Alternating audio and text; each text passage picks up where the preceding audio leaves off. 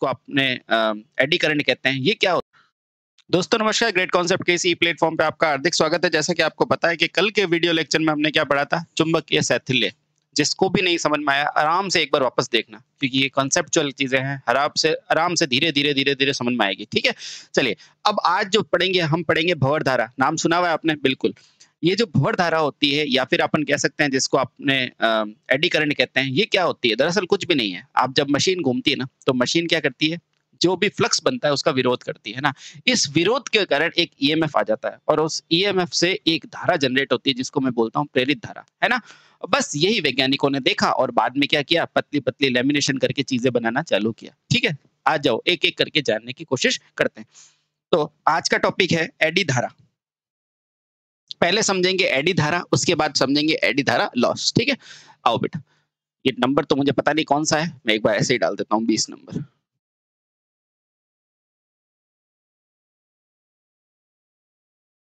चलिए, तो आज का टॉपिक है एडी धारा। ठीक है, कहां से एडी धारा है, क्या है, सब कुछ जानने की कोशिश करते हैं। चलिए, बहुत बढ़िया। अब देखो बेटा, एक मान लो आपकी एक मैग्नेट है एन और एक है एस। ठीक है, अब एन का गुण है मैग्नेट का क्या करना, फ्लक्स देना। ये फ्लक्स दे रहा है। ठीक है, अब इस फ्लक्स के कारण इसके बीच में मैंने एक वृत्ताकार डिस्क रख दी है ना, ये मैंने वृत्ताकार डिस्क रख दी। अब स्वाभाविक सी बात है कि अगर ये वृत्ताकार डिस्क है तो ये घूमेगी सही मैग्नेट में। अब जब ये घूमेगी तब क्या करेगी, इन फ्लक्सों का क्या करेगी, ये छेदन करेगी, इस फ्लक्स को काट रही होगी। अब जब ये फ्लक्स को काटेगी तो बेटा विपरीत दिशा में इसमें क्या डेवलप होगा, ईएमएफ डेवलप होगा। क्या होगा, ई प्लस और माइनस, और इस ई के कारण बेटा क्या आएगी, एक धारा आएगी। यही धारा क्या है बेटा आपकी, यही धारा क्या है, एडी धारा है। ठीक है, अब इसको मैंने समझा दिया, अब इसको अपन लिखते हैं। ठीक है, लिखो बेटा, क्या लिखेंगे, यदि किसी वृत्ताकार डिस्क को चुंबक के ध्रुवों के मध्य घुमाया जाएगा, यदि किसी वृत्ताकार, सर ये वृत्ताकार होनी जरूरी है, बिल्कुल। यदि किसी वृत्ताकार डिस्क को कहां घुमाओगे बेटा, चुंबकीय क्षेत्र में, चुंबकीय क्षेत्र में घुमाया जाता है, में घुमाया जाता है, तो क्या होता है बेटा, तो फैराडे के नियम आधार पर, अभी पढ़ेंगे बेटा फैराडे के नियम भी, डोंट वरी। फैराडे के नियमानुसार क्या होता है बेटा, फ्लक्स में परिवर्तन आता है, या कह सकते हैं फ्लक्स का छेदन होता है, फ्लक्स का छेदन होता है। ठीक है, और छेदन को क्या बोला जाता है बेटा, यानी कि फ्लक्स को काटा जाता है। ठीक है, और इसी को क्या बोलोगे, या क्या होता है बेटा, फ्लक्स परिवर्तन होता है, फ्लक्स परिवर्तन होता है। अब इस फ्लक्स परिवर्तन से क्या होगा, उस डिस्क में ईएमएफ जनरेट होगा। इस परिवर्तन के कारण बेटा क्या होता है, जो आपकी ये जो डिस्क है ना, वृत्ताकार डिस्क, इस डिस्क में क्या आता है बेटा, ईएमएफ उत्पन्न होता है, ईएमएफ उत्पन्न होता है, और इस ईएमएफ के कारण,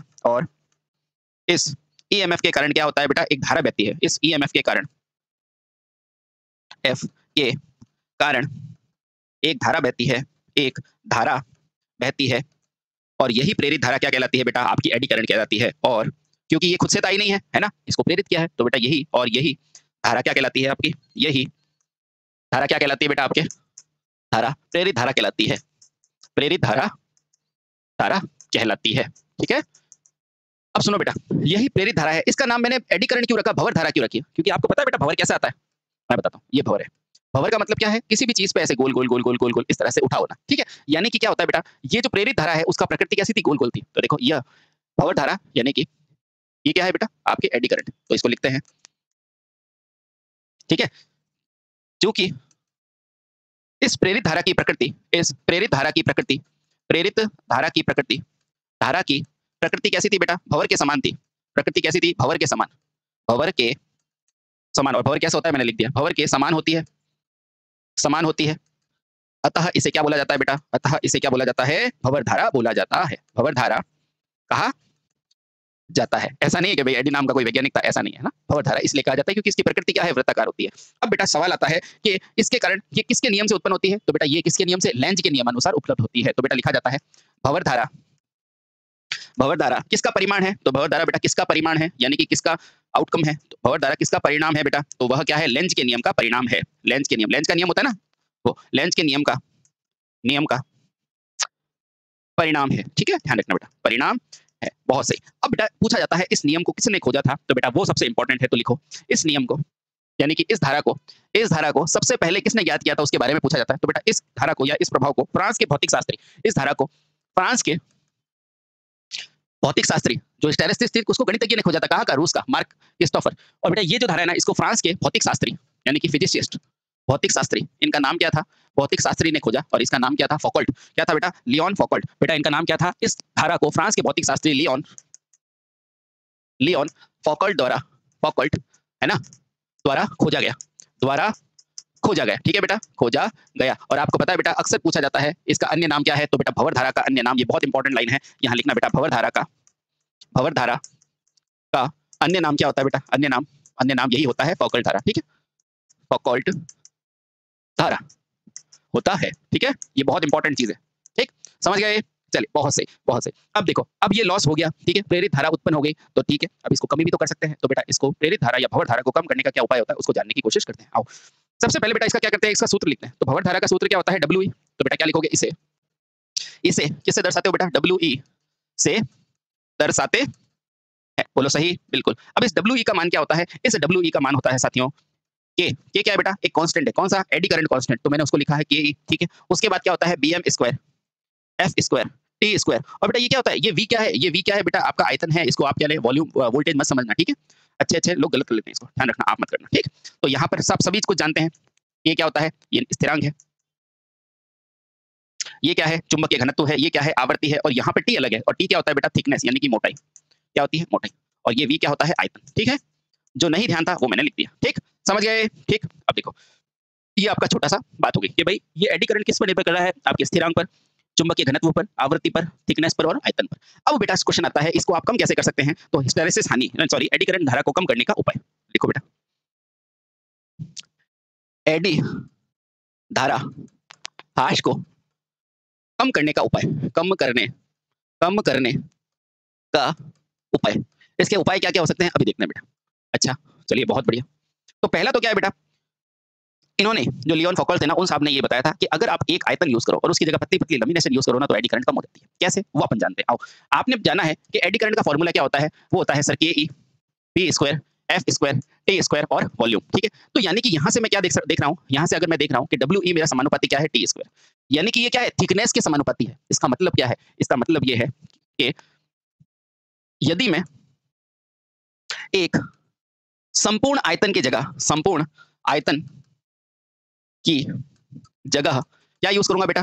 पतली पतली लेमिनेशन यूज करूंगा। पतली पतली क्या यूज करूंगा? परते, परते, जिसे क्या बोला जाता है? लेमिनेशन प्रयोग किया जाए, लेमिनेशन प्रयोग किया जाए, प्रयोग किया जाए, तो क्या होगा बेटा? तो यह हाश कम हो जाएगा। तो यह हानि क्या हो जाएगी बेटा? कम हो जाती है, कम हो जाती है। ये किसने बताया था? ये उसी वैज्ञानिक ने बताया था जिसने इसकी खोज की थी। कैसे? थोड़ा समझने की कोशिश करते हैं। अब देखो बेटा हुआ क्या, ये मान लो मेरा एक पूरा मटेरियल है। अब इस पूरे मटेरियल को लेने के बजाय मैंने क्या किया? इसको ऐसे लिया, ये लेमिनेशन, ये लेमिनेशन, ये लेमिनेशन, ये लेमिनेशन, ये देखो, ये देखो, मटेरियल वही है, लेकिन पहले क्या किया? पूरा वॉल्यूम लिया था, अब लेमिनेशन ले रहे हैं। यानी कि पहले ये पूरी वस्तु थी, अब क्या ले रहे हैं बेटा? वो लेमिनेशन ले रहे हैं। अब देखो बेटा क्या होगा, यहाँ से इसकी थिकनेस कितनी है? मान लिया बेटा यहाँ से इसकी थिकनेस मान लो 50 है ना, 50 मीटर है। ठीक है, मान लो ये माना है। ठीक है, अच्छा, तो और यहाँ पर बेटा कितनी लेते हो आप? 0.0 कितना लेते हो बेटा? ट्रांसफार्मर में 0.03 से 0.5 mm लेते हो कि नहीं? लेते हो कि नहीं? बिल्कुल बेटा, 0.03 से 0.5 mm लेते हो। अब देखना बेटा, जादू देखना। पहले आप जो थिकनेस ले रहे थे उससे मान क्या है? यहाँ लिख देता हूँ बेटा कंडीशन 1 और फिर यहाँ लिखूंगा कंडीशन 2। ठीक है, ये आपका पहला और ये दूसरा। अब देखना बेटा आराम से, ये वैज्ञानिक यूं ही नहीं बनते। देखो देखो बेटा, ये क्या है? डब्ल्यू, ये क्या है बेटा? पहले 50 का स्क्वायर, तो देखो एडी करंट हास कितना हो रहा है? तो आप खुद ही देखोगे, तो इसका एडी करंट हास हो रहा है लगभग 2500 वाट। हो रहा है कि नहीं? 2500 वाट। अब देखना बेटा, इसको देखो इस कंडीशन में, दूसरी कंडीशन में देखो, मैंने 0.05 को मान लिया है ना। तो 0.05 का मतलब क्या है? ये देखो, डब्ल्यू ई समानुपाती 1/2 इंटू 10 की घात -3 का, क्योंकि मिली क्या होता है? 10 की घात -3 का स्क्वायर। अब देखना बेटा कितना घट जाएगा ये। तो डब्ल्यू ई समानुपाती 1/2 का 1/4 और 10 की घात -6। देखो बेटा कितना कम हो गया, है ना?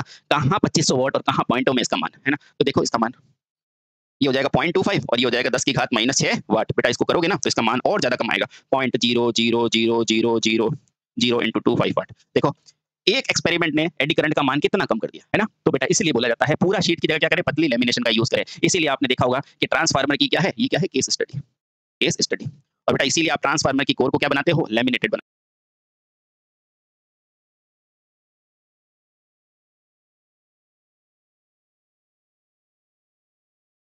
हो। बहुत सही, बहुत सही। ठीक है, अब देखो बेटा, दूसरा, अगर ये पतली लेमिनेशन होगी तो उतना ही विरोध क्या करेगी, कम करेगी। तो ये भी लिखो बेटा, यदि core lamination, core lamination, lamination पतली होगी, पतली होगी तो धारा का विरोध, धारा का विरोध उतना ही क्या होगा बेटा, कम होगा, उतना ही कम होगा और होगा, और हानियां कम होगी, और हानि क्या होगी बेटा, कम होगी। ठीक है, आई होप मैं आपको बहुत अच्छे से हर चीज समझा पा रहा हूँ। ठीक है, समझ गए, बहुत सही। बाकी सारी चीजें आप पढ़ चुके हैं बेटा। इस तरह से आपका क्या है, एडी करंट हाश कंप्लीट हो गया है। ठीक है, ये देखो यहाँ छोटी छोटी लेमिनेशन कर दी, मोटाई कम, एडी करंट हाश कम। ठीक है, अब इसीलिए बेटा आप सब जानते हैं ट्रांसफार्मर में क्या लेते हैं, सिलिकॉन किसके लिए यूज करते हैं, ताकि हिस्टेरेसिस हानियां कम हो जाए, उसके गुणांक कम हो। ठीक है, और इसके लिए क्या करते हैं, पतली लेमिनेशन का प्रयोग किया जाता है। ठीक है, समझ गए। अब बेटा, अब जाके हम चुंबक को पकड़ या समझने के लायक हो गए। ठीक है, पहले बेटा ऐसे नहीं पढ़ा जाता, पहले हर चीज को समझा जाता है, उसके बाद इसके पार्ट्स के बारे में समझा जाता है। अब देखो चुंबक के प्रकार आप सभी जानते हैं, दो तरह के होते हैं, एक तो जो प्रकृति खुद देती है और एक जो हम बनाते हैं। जो प्रकृति खुद देती है उसको बोलते हैं कृत्रिम, नहीं प्राकृतिक, और जो हम बनाते हैं उसको क्या बोलते हैं, कृत्रिम। ठीक है, समझते हैं बेटा। तो अब अगला टॉपिक है चुंबक के प्रकार। अगला टॉपिक क्या है, चुंबक के प्रकार। ठीक है, चुंबक के प्रकार। अच्छा, तो आप सभी को पता है कि भाई चुंबक को किसके अनुसार वर्गीकृत करोगे, अरे उसकी धारण क्षमता के अनुसार, उसकी रिटेंटिविटी के अनुसार। भाई आपका वेट कितना है, 50 किलो, क्यों, क्योंकि आपके अंदर 50 किलो का सामान है। आपका 100 किलो तो 100 किलो का सामान है ना, तो बेटा इसकी धारण क्षमता के अनुसार इसका वर्गीकरण किया जाता है। तो लिखो बेटा, चुंबक का वर्गीकरण, चुंबक का वर्गीकरण, वर्गीकरण उसके चुंबकीय धारणशीलता के अनुसार किया जाता है ना, चुंबकीय धारणशीलता या धारणशीलता के अनुसार किया जाता है। ठीक है, किसके अनुसार, चुंबकीय धारणशीलता के अनुसार किया जाता है। और यह कितने प्रकार का होता है, यह मुख्यतः कितने प्रकार का होता है बेटा, दो प्रकार की होती है। कौन, चुंबक। ठीक है, तो पहली कौन सी होगी आपकी, तो पहली साथियों आपकी कौन सी होगी, प्राकृतिक चुंबक। पहली कौन सी होगी, प्राकृतिक चुंबक। ठीक है, और दूसरी क्या होगी आपकी, दूसरी होगी कृत्रिम चुंबक, कृत्रिम चुंबक। ठीक है, पहली क्या, प्राकृतिक, और दूसरी क्या है, कृत्रिम। ठीक है, समझ रहे हो। चलिए अब बहुत सही, चलिए अब एक एक करके आसानी से हम पढ़ते हैं। सबसे पहले प्रकृति की चुंबक कौन सी मिली थी, जिसे हमें क्या बोला था, लोडस्टोन। तो लिखो बेटा, सबसे पहले ज्ञात, या ऐसे लिखो बेटा, प्रारंभिक चुंबक को लोडस्टोन कहा जाता था। प्राकृतिक रूप से प्राप्त चुंबक कौन सी है बेटा, ये क्या है, लोडस्टोन है ना, लोडस्टोन। ठीक है, चलिए बहुत बढ़िया। अब एक एक करके हम सारी चुंबक के बारे में स्टडी करते हैं। ठीक है, चलिए बहुत बढ़िया। चलिए दोस्तों शुरू करते हैं। इसमें पहला जो है अपना वो क्या है, प्राकृतिक चुंबक। पहला प्राकृतिक चुंबक। अच्छा, नाम से क्या पता चल रहा है प्राकृतिक चुंबक क्या होता है, ऐसे चुंबक जो सीधे सीधे प्रकृति की देन होती है। ठीक है, जैसा कि नाम से ज्ञात होता है, इसके अंदर क्या होता है, प्राकृतिक चुंबकत्व का गुण होता है। तो लिखो बेटा, ऐसे चुंबक, यानी कि ऐसे चुंबक जिनमें जिनमें क्या होता है बेटा, प्राकृतिक रूप से क्या होता है बेटा, चुंबकीय गुण होता है, चुंबकीय गुण होता है, तो वो क्या कहलाएंगे, प्राकृतिक चुंबक कहलाते हैं। नंबर एक बात। अब मुझे ये बताओ, इसकी धारणशीलता क्या होगी बेटा, क्या इसकी धारणशीलता को बढ़ा सकते हो, नहीं, इसकी धारणशीलता को नहीं बढ़ा सकते, इसीलिए तो कृत्रिम चुंबक आया था। ठीक है, तो बेटा इसकी धारणशीलता क्या होती है बेटा, सीमित होती है, सीमित होती है, या ये कह सकते हैं इसे बढ़ाया नहीं जा सकता, इसे बढ़ाया नहीं जा सकता है, किसको, धारणशीलता को, तो वो क्या कहलाएगा, प्राकृतिक चुंबक। ठीक है, अब पूछा जाता है साथियों कि इसका एग्जांपल क्या है। ठीक है, चलिए बहुत चलिए। अब जब इसकी धारणशीलता सीमित है ना, तभी तो आगे जाके हमें समझ में आया कि हमें क्या करना चाहिए, कृत्रिम चुंबक बनाना चाहिए। तो बेटा इसके उदाहरण क्या है, इसके उदाहरण क्या है, चलिए समझते हैं। तो पहला इसका उदाहरण जो आप सभी जानते हैं वो क्या है, मैग्नेटाइट Fe3O4। पहला उदाहरण क्या है, मैग्नेटाइट Fe3O4। और पूछा जाता है बेटा इसके एग्जांपल क्या है, हेमेटाइट Fe2O3। ये क्या है, हेमेटाइट, हेमेटाइट, इसको क्या बोलते हैं, Fe2O3। ठीक है, और इसके अतिरिक्त और इसके उदाहरण क्या होते हैं वो आप सभी को पता है, लोडस्टोन इत्यादि। तो बेटा एक और लिख दो, लोडस्टोन। ठीक है, ये क्या है बेटा, जो प्रकृति ने हमें दिए हैं प्राकृतिक रूप से, जिसके अंदर खुद में क्या होते हैं, चुंबकत्व होते हैं। ऐसे चुंबक जिसमें प्राकृतिक रूप से क्या होता है बेटा, चुंबकीय गुण विद्यमान होता है, जिसके चुंबकीय गुण को बढ़ाया नहीं जा सकता है, उन्हें क्या बोला जाता है, प्राकृतिक चुंबक। अगला जो इंपॉर्टेंट है, अब जैसे कि हम आगे बढ़े तो हमें समझ में आया कि नहीं, हमें क्या करनी पड़ेगी, मशीनें बनानी पड़ेगी, उसके चुंबकत्व को अपने हिसाब से बढ़ाना या घटाना पड़ता है, वो इसमें संभव नहीं था। तो बेटा हमें क्या सूझा, कृत्रिम चुंबक के बारे में। ठीक है, तो दूसरा क्या है, कृत्रिम चुंबक,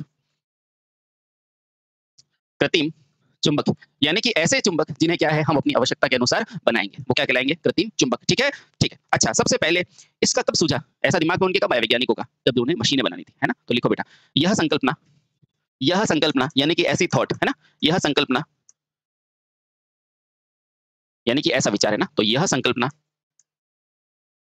संकल्पना मशीन निर्माण के अंदर या वैद्युतिक मशीन के निर्माण के दौरान आई, के निर्माण के दौरान आई। यानी कि कब कभी-कभी एग्जाम में आपसे पूछा जाता है बेटा कि ये ऐसा कब थॉट आया? तो बेटा जब मशीनों का निर्माण हो रहा था ना, तब समझ में आया कि हमें क्या करना पड़ेगा? वैद्युतिक मशीनों का निर्माण करना पड़ेगा। इसके लिए कृत्रिम चुंबक चाहिएगी। तो यह संकल्पना वैद्युतिक मशीनों के निर्माण के दौरान आई। पहला पॉइंट तो ये सबसे इंपॉर्टेंट है, ठीक है? चलिए, बहुत सही। अब दूसरा पूछा जाता है बेटा, क्या इसे सीमित कार्यों तक उपयोग किया जा सकता है? नहीं बेटा, यही तो इसका फायदा है कि इसे सीमित नहीं, असीमित रूप से उपयोग लिया जा सकता है, यानी कि इसके मान को बढ़ाया या घटाया जा सकता है। अब देखो, चूंकि इसके इसके धारणशीलता का मान धारणशीलता के मान को, कौन सी धारणशीलता? बेटा चुंबक की धारणशीलता, है ना? धारणशीलता के मान को अपनी आवश्यकता के अनुसार, अपनी आवश्यकता के अनुसार बढ़ाया जा सकता है। क्या किया जा सकता है बेटा? बढ़ाया जा सकता है। अतः कृत्रिम चुंबक का प्रयोग सीमित नहीं है। अतः कृत्रिम चुंबक का प्रयोग कृत्रिम चुंबक का प्रयोग बेटा क्या है? सीमित नहीं है। प्रयोग सीमित नहीं है। ये बेहद इंपॉर्टेंट बात है, ठीक है? समझ गए? बहुत अच्छे। अब देखो बेटा, इसको प्राप्त कैसे करोगे? तो आपको पता है, लोहे से लोहे को रगड़ के, है ना? या फिर प्रेरण के द्वारा, या ऐसी तमाम चीजों के बारे में हम जानते हैं जिसके द्वारा हम चुंबक का निर्माण कर सकते हैं, ठीक है?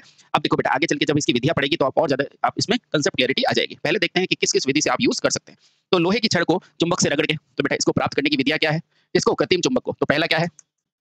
लोहे की छड़ को किससे रगड़ के बेटा? चुंबक से रगड़ के। अभी बताएंगे बेटा कैसे। चुंबक से रगड़ कर हम क्या कर सकते हैं बेटा?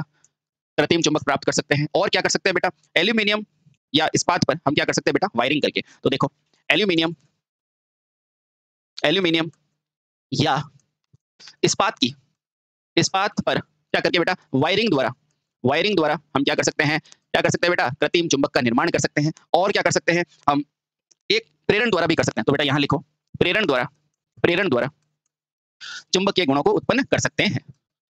चुंबकीय गुणों को उपयोग या उत्पन्न कर सकते हैं। गुणों को उत्पन्न कर सकते हैं। तो ये तमाम साथियों, ये सारे प्रयोग हैं जिनके द्वारा हम चुंबकीय गुणों को उत्पन्न कर सकते हैं, ठीक है? आगे चल के जब इसकी विधियां पड़ेगी तो आपको विस्तार में समझ में आ जाएगा, ठीक है? समझ में आया? चलिए, बहुत सही। यदि हमने क्या समझा कि चुंबक दो प्रकार के होते हैं, प्राकृतिक जो प्रकृति से मिलते हैं, उसके अंदर क्या होता है? सीमित मात्रा में कुछ चुंबकत्व होता है, ठीक है? और दूसरा क्या है? जो हम अपनी आवश्यकता के अनुसार बनाते हैं, उन्हें क्या बोलते हैं? कृत्रिम चुंबक। अच्छा, कैसे बना लोगे? तो पहला, लोहे से लोहे को रगड़ के, है ना? और दूसरा क्या करते हैं बेटा? प्रेरण की विधि से बनाते हैं। और तीसरा कैसे बनाते हैं? एल्यूमीनियम या फिर इस्पात के फॉर्मर पर वायरिंग को लपेट के। और ये वायरिंग किसकी होती है? कॉपर की, ठीक है? समझ गए? एक-एक पॉइंट समझ में आ रहा है? यानी कि इन सारी विधियों के द्वारा हम बना सकते हैं, ठीक है? चलिए, बहुत सही। अब बेटा, क्या कृत्रिम चुंबक एक ही प्रकार की होती है? नहीं बेटा, कृत्रिम चुंबक भी दो प्रकार की होती है। एक होती है स्थायी चुंबक और एक होती है अस्थायी चुंबक। अच्छा सर, तो अक्सर हमें कंफ्यूजन होता है, क्या प्राकृतिक ही स्थायी है? नहीं, प्राकृतिक नहीं बेटा, कृत्रिम खुद दो प्रकार की होती है। एक होती है स्थायी और दूसरी होती है अस्थायी। तो अब जानते हैं बेटा कृत्रिम चुंबक के प्रकार। अगला पॉइंट है, यह कृत्रिम चुंबक बेटा कितने प्रकार की होती है? भी कितने प्रकार की होती है? दो प्रकार की होती है। अच्छा, कौन-कौन सी होती है सर? बिल्कुल बताते हैं। पहला, प्राकृतिक चुंबक। ओहो, पहला स्थायी चुंबक, यानी कि इसको चुंबकित करने के बाद इसके गुण स्थायी रह जाते हैं, स्थायी चुंबक, ठीक है? और दूसरा आपके पास क्या होती है? दूसरा कौन सी चुंबक हो जाएगी बेटा? अस्थायी चुंबक। दूसरा क्या हो जाएगा? अस्थायी चुंबक, ठीक है? अब हम एक-एक करके इसकी चर्चा करते हैं और आपको समझाने की कोशिश करते हैं। अब कृत्रिम में पहला हिस्सा आता है आपका स्थायी चुंबक का। आओ समझते हैं, ठीक है? आओ समझते हैं। पहला है स्थायी चुंबक, ठीक है? आराम से समझेंगे, कोई दिक्कत नहीं, ठीक है? तो पहला पॉइंट क्या है? यदि किसी प्रबल शक्ति वाले चुंबक के क्षेत्र में गुणों को रखा जाए, तो बेटा वो क्या कहेगा? चुंबक बन जाती है ना? सिंपल सी बात है। एक चुंबक को मैंने प्रबल चुंबक के क्षेत्र में रखा तो क्या हो जाएगा? चुंबकित होगी कि नहीं? हाँ। और यदि ये चुंबक का गुण क्या है? स्थायी रहेगा, तो बेटा इसको क्या बोलेंगे? स्थायी चुंबक, ठीक है? ठीक है। यदि, तो देखो बेटा इसमें क्या लिखोगे? यदि चुंबकीय क्षेत्र हटाने के बाद भी उसमें चुंबकीय क्षेत्र, उसमें चुंबकीय मान बना रहे, यानी कि स्थायी रहे, तो वह चुंबक क्या कहलाती है? तो वह चुंबक क्या कहलाती है बेटा? स्थायी चुंबक कहलाती है। स्थायी चुंबक, कहलाती है। यानी कि आपने चुंबकीय क्षेत्र हटा दिया, फिर भी उसके अंदर क्या है बेटा, चुंबकीय क्षेत्र यथावत बना हुआ है। पहली चीज समझ में आ गई, ठीक है। अब बेटा ऐसे चुंबक का चुंबकीय क्षेत्र क्या होता है, दीर्घकालीन होता है, यानी कि लंबे समय तक ये चुंबक बनी रहती है, ठीक है। तो लिखो बेटा, ऐसे चुंबक का चुंबकीय क्षेत्र क्या होता है बेटा, बहुत अधिक समय तक होता है। तो ऐसे चुंबक का चुंबकीय क्षेत्र क्या होता है, क्षेत्र क्या होता है बेटा, दीर्घकालीन होता है या लंबे समय तक होता है। दीर्घकालीन यानी कि लंबे समय तक होता है, लंबे समय तक होता है, यानी कि इन्हें लंबे समय तक क्या किया जा सकता है, चुंबकीय प्रॉपर्टीज को यूज किया जा सकता है। अब बेटा इसके एग्जांपल क्या है, जैसे इस्पात, सिलिकॉन, कोबाल्ट इत्यादि। अब इसके उदाहरण पूछे जाते हैं, ध्यान रखना बेटा। इसके उदाहरण क्या है, जैसे कि इस्पात, इस्पात है ना।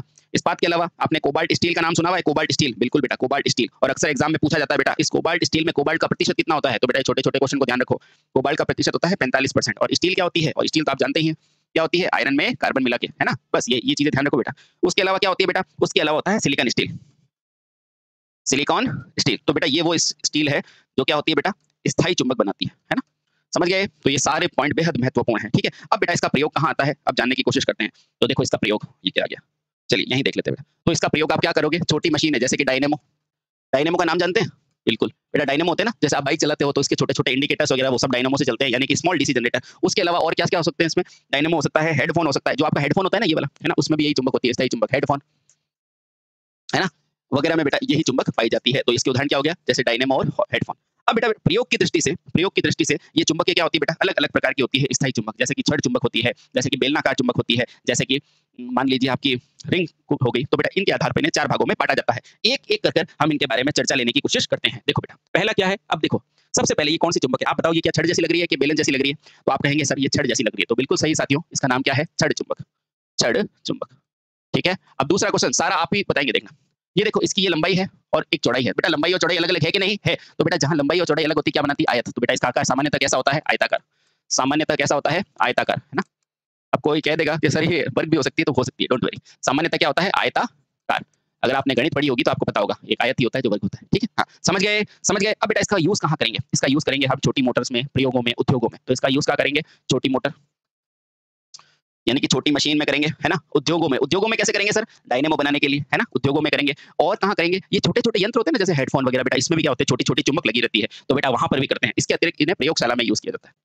सर प्रयोगशाला में छोटे डिवाइस बनाने के लिए, जो छोटे छोटे गैल्वेनोमीटर के पास नहीं रहते वो हेडफोन, बेटा उसमें लगती है।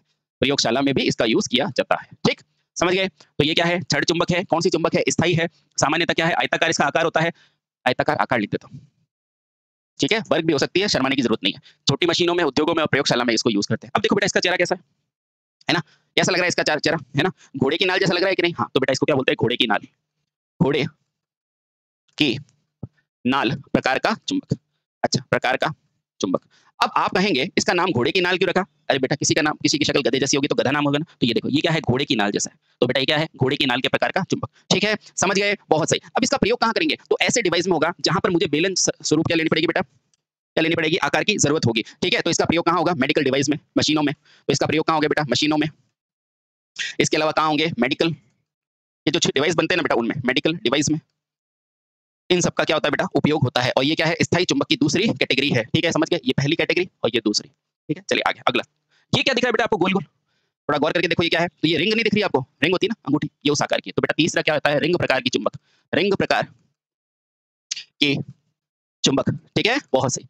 अच्छा सर इसको रिंग प्रकार की, इसका उपयोग कहाँ होगा, तो ये पूछेगा बेटा। तो आप जानते हैं जो टीवी होते हैं, रिकॉर्डर्स होते हैं बेटा, उनमें इसका उपयोग करते हैं। तो इसका उपयोग कहाँ करोगे, जैसे कि टेलीविजन, टेलीविजन, उसके अलावा रिकॉर्डर ना, तो साउंड रिकॉर्डर्स होते हैं ना बेटा, उसके अपन इसका यूज करते हैं, ठीक, समझ गया। बेटा ये क्या है, बेलन, देखिए बेलन। अब आपको पूछा जाता है इसका नाम क्या है, तो बेटा इसको कहते हैं बेलनाकार छड़ चुंबक। इसका नाम क्या है, बेलनाकार, देखो बेलन जैसा है ना, बेलनाकार छड़ चुंबक, ठीक है। ये कौन सी है, तीसरी, और ये कौन सी है, चौथी। अच्छा बेलनाकार छड़ चुंबक है, तो बताओ इसका प्रयोग कहाँ करोगे, जल्दी से बताओ। तो आप सभी कहाँ करेंगे इसका उपयोग, जल्दी से बताओ। घोड़े की नाल में बेटा एक और लिख दो, इसका यूज मापन यंत्रों में भी करते हैं, मापन यंत्रों में, है ना, जो आप परमानेंट मैग्नेट कॉइल वगैरह बनाते हैं ना, मापन यंत्रों में भी इसका यूज किया जाता है ना। ये बेलनाकार का यूज कहाँ करेंगे, जल्दी से बताओ। इसका करेंगे हम मेडिकल डिवाइस और इन सब में, ठीक है। तो छोटी छोटी इलेक्ट्रॉनिक्स युक्तियां बनाने में,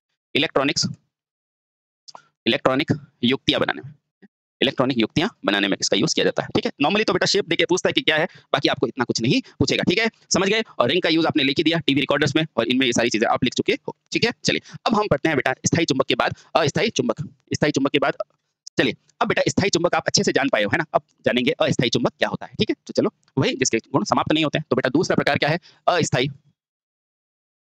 अस्थायी चुंबक, है ना।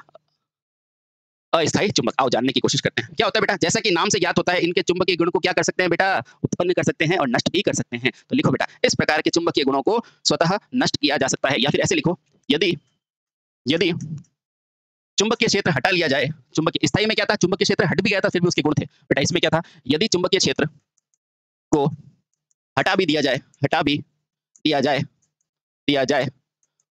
या ऐसे लिखो बेटा, यदि चुंबकीय क्षेत्र को हटा दिया जाए, हटा दिया जाए तो इस चुंबक में, इस चुंबक के चुंबकीय गुण स्वतः नष्ट हो जाते हैं। इस चुंबक के चुंबकीय गुण, क्योंकि तभी तो बेटा इसको बोलते हैं अस्थायी, है ना, क्योंकि चुंबकीय गुण स्थायी नहीं रह पाते। इस चुंबक के चुंबकीय गुण हट जाते हैं। चुंबकीय गुण क्या होता है बेटा, हट जाते हैं, स्वतः हट जाते हैं। ये लिखो बेटा, स्वतः हट जाते हैं। समझ गए, यानी कि जैसे ही मैग्नेटिक फील्ड हटा, इसका चुंबकीय फील्ड हटा। ठीक है, तो ये सबसे अविश्वास पात्र होता है। ठीक है, लिखो बेटा यह चुंबक प्राय मशीनों में अस्थायी रूप से करते हैं, मशीनों में प्रयोग लेते हैं। ठीक है, हाँ अस्थायी प्रकार के होते हैं। ठीक, अब बेटा इसके अंदर क्या लिखोगे, इसके उपयोग के पदार्थ कौन से होंगे, जैसे नर्म लोहा। इसके उपयोग के पदार्थ तो मैं इसके उदाहरण क्या लिखोगे, जैसे कि नर्म लोहा, है ना, नर्म लोहा जिसको आसानी से क्या कर सकते हो आप, मैग्नेटाइज कर सकते हो, तो वो होता है बेटा नर्म लोहा। और क्या होगा बेटा इसके अलावा नर्म लोहे के अलावा सिलिकॉन के अयस्क, है ना, लोह अयस्क, है ना। और ऐसे लोह अयस्क जिससे में क्या मिलाते हो, सिलिकॉन। तो ये बेटा क्या है इसके उदाहरण, है ना, नर्म लोह जिसमें सिलिकॉन मिलाते हैं, ये क्या है बेटा इसके उदाहरण। ठीक है, समझ गए। अब बेटा जैसा कि नाम से ज्ञात नहीं हो रहा बेटा अस्थायी चुंबक, यानी कि इसके चुंबकीय गुण स्थायी नहीं रहेंगे। इसका मतलब क्या है बेटा, यही जो चुंबक होते हैं ना, जिसे हम क्या कर सकते हैं, आसानी से मैग्नेट कर सकते हैं, यानी कि विद्युत की उपस्थिति में अपने काम के लिए बना सकते हैं। तो बेटा ये क्या है, यही विद्युत चुंबक कहलाते हैं। तो लिखो बेटा, और इसी को पढ़ने के बाद आपको मशीनें समझ में आएगी कि आखिर हम क्यों परमानेंट मैग्नेट बनाते हैं, क्योंकि परमानेंट मैग्नेट चेंज नहीं होता है, इसकी मैग्नेटिज्म को चेंज कर सकते हैं, है ना। तो बेटा इसी का अन्य नाम क्या है, या दूसरा नाम, इसी चुंबक का दूसरा नाम क्या होता है बेटा, दूसरा नाम क्या होता है बेटा, विद्युत चुंबक होता है। विद्युत चुंबक होता है, इसी चुंबक का बेटा दूसरा नाम क्या है, विद्युत चुंबक। ये बहुत इंपॉर्टेंट लाइन है, नोट कर लो बेटा, नोट कर लो। ठीक है, अब इसका प्रयोग कहाँ होगा, जैसे विद्युत घंटी, चुंबकीय क्रेन, मोटर, जनरेटर में इसका प्रयोग होगा। तो इसका प्रयोग लिखो, विद्युत घंटी, चुंबकीय क्रेन, जो क्रेन होती है ना कचरा वगैरह उठाती है वो, और जो सामान आके ले जाती है वो चुंबकीय क्रेन, है ना। और कहाँ हो सकता है, मोटर में। और कहाँ होती है बेटा, जनित्र में। इसलिए बोला जाता है बेटा मशीन को पढ़ने से पहले आपको चुंबक का ज्ञान होना चाहिए, आपको हिस्टेरेसिस, ये सारी चीजें पता होनी चाहिए, है ना। हाँ, सिर्फ मशीन करने से मशीन नहीं आती। समझ गए, समझ गए, चलिए बहुत सही, बहुत सही। अब क्या सर इसकी ध्रुवता को बदल सकते हैं बेटा, हाँ, इसका नाम क्या है, अस्थायी। इसको ये क्या इधर भी लिख सकते हैं, इधर भी ले सकते हैं, है ना। तो बेटा इसकी ध्रुवता को धारा की दिशा से बदला जा सकता है। तो लिखो बेटा इसकी ध्रुवता को, या फिर ऐसे लिखो बेटा इसकी ध्रुवता, हाँ, जो कि बेटा आपको पता है कि ये क्या है, अस्थायी चुंबक है। इसको अपनी क्या करता है, धारा की प्रवृत्ति के अनुसार इसके चुंबकत्व को बदल सकते हैं, यानी कि एन से एस और एस से एन कर सकते हैं। तो बेटा क्या लिखोगे, इसकी ध्रुवता धारा पर निर्भर करती है। बहुत इंपॉर्टेंट लाइन है बेटा, मोस्ट इंपॉर्टेंट लाइन है। इस प्रकार के, या फिर ऐसे लिखो बेटा डायरेक्टली, अस्थायी चुंबक की दिशा, वैसे तो मैं अभी आपको बता देता, लेकिन अभी जब तक आपको नियम नहीं समझाऊंगा तो समझ में नहीं आएगा ना, तो थोड़ा सा मैं हिंट देता हूँ। अस्थायी चुंबक की दिशा किसने निर्भर करती है बेटा, धारा की दिशा पर निर्भर करती है। चलो मैं बता ही देता हूँ। मान लो ये मेरी एक कोई सोलेनॉइड है। सोलेनॉइड क्या होता है, अभी पढ़ा दूंगा, डोंट वरी, आगे टॉपिक आएगा। देखो, अब देखो बेटा, यहाँ से मैंने जैसे ही धारा डाली है, तो ये धारा इसमें गई, ये बाहर आई, ये आई, ये आई, ये आई। तो अब देखो जैसे ही मैं नियम पढ़ाऊंगा, राइट हैंड नियम, तो देखो बेटा ये इस तरफ आ रही, धारा की दिशा क्या आ रही है, इधर आ रही है। तो देखो धारा की दिशा कहाँ चलेगी, इस तरफ। अभी सब समझो बेटा, मैं ये सारे नियम आएंगे, डोंट वरी। अब यहाँ पर देखो बेटा, मैंने अभी क्या किया, ऊपर से डाल दी करंट, ये लो, है ना। और यहाँ पर क्या किया था, आराम से मैं वापस बना देता हूँ ताकि अच्छे से समझ में आएगा। ये देखो बेटा, ये अंदर से गई है, ये अंदर से, ठीक। यहाँ से गई, ये देखो, इधर से जैसे ही धारा गई ना, तो देखो ये घूमती हुई अंगुलियां, तो ये धारा की दिशा इधर आई। अब देखना बेटा, अगर मान लो यहाँ से देखो बेटा, ये धारा ऊपर से जा रही है, ये ऊपर से, तो देखो इस तरफ, तो इसमें धारा की दिशा देखो इस तरफ, है ना। यानी कि चुंबकीय क्षेत्र की दिशा धारा से चेंज हुई कि नहीं हुई बेटा, ये नियम अभी आगे आएंगे तो आपको अच्छे से समझ में आएगा, डोंट वरी, है ना। आपने अच्छे से समझ में आएगा। तो देखो मैं ये बताना चाह रहा था, जैसे धारा चेंज होगी ना बेटा, तो उससे ध्रुवता चेंज हो जाएगी। तो अस्थायी चुंबक की दिशा धारा की दिशा पर निर्भर करती है। समझ गए बेटा। अच्छा, बिल्कुल सही। अब इसका प्रयोग कहाँ होगा, तो बेटा जितने भारी कार्य होंगे ना उसमें इसका यूज होगा। तो लिखो बेटा इसका प्रयोग भारी कार्यों में होता है, भारी कार्यों में होता है, क्योंकि हल्के कार्य जैसे कि इंडिकेटर लगाना है वो तो डायनेमो से ही हो जाएगा, है ना? भारी कार्य में होता है ना? चलिए बहुत सही। ये बेटा राइट हैंड ग्रिप नियम था जो अभी अपन समझेंगे, डोंट वरी, अभी थोड़ी देर में हम समझेंगे, ठीक है? चलिए, तो इसके आगे हम अगले लेक्चर में, अगले वीडियो में समझते हैं। धन्यवाद।